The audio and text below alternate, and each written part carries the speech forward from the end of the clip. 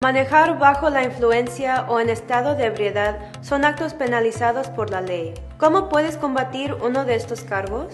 Te explicamos qué hacer. Los casos DUI, manejar bajo la influencia, y DWI, manejar en estado de ebriedad, son serios y requieren un abogado con experiencia que pueda pelear por retirar o reducir los cargos.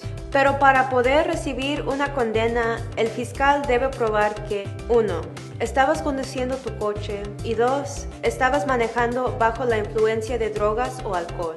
Otra forma de pelear ese tipo de cargos es desafiar la precisión de las pruebas de alcohol y drogas, ya que no siempre marcan al nivel exacto. Si no estás seguro cómo combatir los cargos, trabaja con un abogado litigante que pueda ayudarte a resolver tu caso. Déjanos tus preguntas en los comentarios. Soy el abogado Tyson y peleo por tu justicia.